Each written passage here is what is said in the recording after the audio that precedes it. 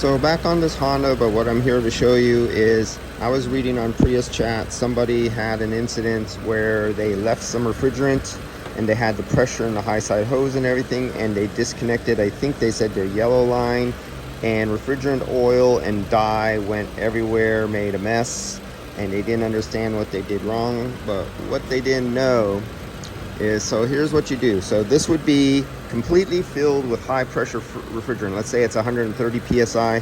So you would have 130 psi of liquid refrigerant and oil inside this line. And as you can see right here, I unscrewed it so it's no longer connected to the system, so there's no more new refrigerant in there or anything like that. It's trapped inside here. I left the low side connected, and you can see it's screwed all the way down, so it's reading the low side. And then what I did was, you have the low side open through the manifold, and then you crack open slowly the high side, and all that liquid with oil will shoot over into the low side. And while the car is running at a low pressure, say 35 psi or 31, it'll get sucked into the system. And then you'll see the pressure lower. So now it's equal on both sides. There's basically almost no pressure in here. And you can see that represented here. Here's the high side, it was 107 psi.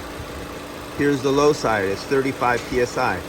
Right here, where you see it shoot up, that's where I cranked down my cap. And as I was cranking it down, it was pressurizing the liquid in the hose, and it made it peak up to 121 psi, but then it was stuck there.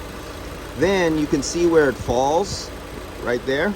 That's where I opened it. And then it fell all the way down here, and it equalized with the low side. And you see right when I opened it up, you see the low side went up in pressure, and the high side came down in pressure, and then they both went down together. The blue and the red line are together right here. And now they're both equal. They both have 35 psi. So the entire contents of pressure of liquid, high pressure refrigerant, went over into the low side, and the gauge is indicating that right here, and it has been taken back into the system. Now you can disconnect your fittings off of your system with no problem. And that is, oh yeah. And sometimes you'll have quite a bit of high pressure here on some vehicles, especially in hot climates. You could have 200 or 300 psi on a high side.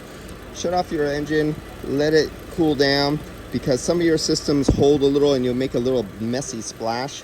So let it settle down and then take them off. Or what even better yet is, I wrap a rag around them and I put it under the coupling, and I take it up with a rag around there, so when there's a little splash